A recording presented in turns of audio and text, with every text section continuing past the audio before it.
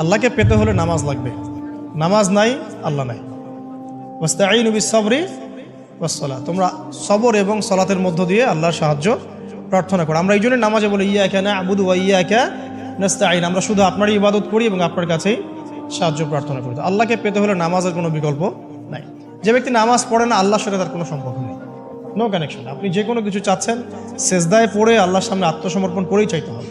ওয়াসজুদ ওয়াক্তারিব, আল্লাহ পাক কি বলেছেন? সেজদা করো, নিকটবর্তী হও।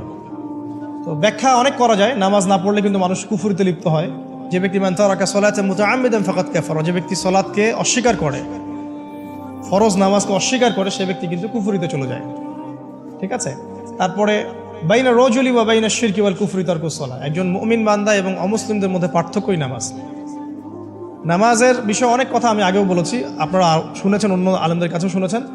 এক বাক্যে নামাজ না পড়লে ইসলামের রশিটা কেটে যাবে। মুআয বিন জাবালকে নবী সাল্লাল্লাহু আলাইহি ওয়াসাল্লাম বলেছেন যে যদি মান তারাকা সালাতান মুতাআম্মিদান, কেউ যদি সালাতকে ইচ্ছা করে ছেড়ে দেয়, ফাকাদ বারিআত মিন জিম্মাতিল্লাহ, সে ব্যক্তি আল্লাহর জিম্মেদারি থেকে মুক্ত হয়ে যাবে। তার উপর আল্লাহর কোনো জিম্মাদারি নাই, আল্লাহর নিরাপত্তা জিম্মাদারি থেকে সে মুক্ত। তো 5 ওয়াক্ত নামাজ আল্লাহ পাক আমাদের সবাইকে জামাতের সাথে পড়ার তৌফিক দান করুন। এর পাশাপাশি নফল নামাজ বাড়িয়ে দেওয়ার তৌফিক দান করুন, এবং স্পেশালি তাহাজ্জুদের নামাজ যদি পারেন 2 রাকাত হলেও নিয়মিত তাহাজ্জুদের নামাজ পড়ার তৌফিক আল্লাহ পাক আমাদেরকে দান করুন। আর নামাজের বাহ্যিকতা নিয়ে এত বেশি ঝগড়ায় যাবেন না। এখন আমরা যত ঝগড়া নামাজের বাহ্যিকতা নিয়ে, হাত বাঁধা, রফুল ইয়াদাইন, আমিন আর পায়ে পা, এগুলো নিয়ে ঝগড়া শেষ আছে? নাই। ইসলামের বিরোধী শক্তিরা হাত ভেঙে ফেলার পায়তারা করে ফেলেছে অলরেডি। হাতই না থাকলে আপনি বাঁধবেন কোথায়? মনে করেন আপনার হাতই নাই, বাঁধবেন কি উপরে না নিচে? এই হাত তো ভেঙে ফেলার পায়তারা করা হয়েছে। এখন আপনি পড়ে আছেন বাঁধার কোন জায়গায় বাঁধবেন সেটা নিয়ে, অথচ পুরো বৈশ্বিক চক্রান্ত মুসলিমদের বিরুদ্ধে হাতটাই ভেঙে ফেলে দিবি। তুই বাঁধবি কোথায় হাত? তারপর দেখবো।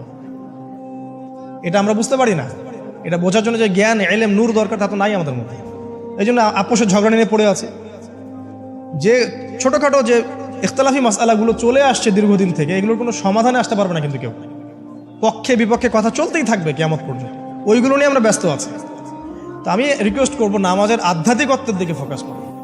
নামাজের আধ্যাত্মিকত্ব কি? আপনি আল্লাহর সামনে দাঁড়িয়েছেন, দুনিয়ার সাথে এখন আপনার কোনো সম্পর্ক নেই, আপনি এবং আল্লাহ, মাঝখানে কিছু নাই। নামাজে যা পড়ছেন, সূরা ফাতিহা, অন্যান্য সূরা, রুকু, তাসবিহ, সিজদা, তাশাহুদ, দুরূদ, অর্থ বোঝার চেষ্টা করেন এবং অর্থের দিকে ফোকাস করেন, আল্লাহকে পাবেন ইনশাআল্লাহ।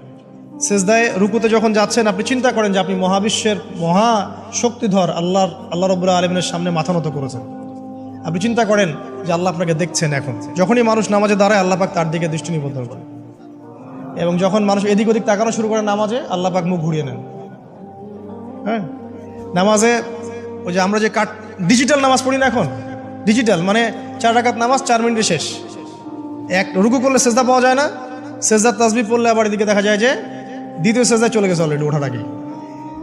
অনেক ক্ষেত্রে ইমাম সাহেবরাও খুব দ্রুত নামাজ পড়ান, অনেক দ্রুত পড়ান। এত দ্রুত নামাজ পড়াবেন কেন? নামাজ জামাতে পড়লে সংক্ষিপ্ত করতে বলা হয়েছে, কিন্তু এত দ্রুত তো পড়তে বলা হয়নি।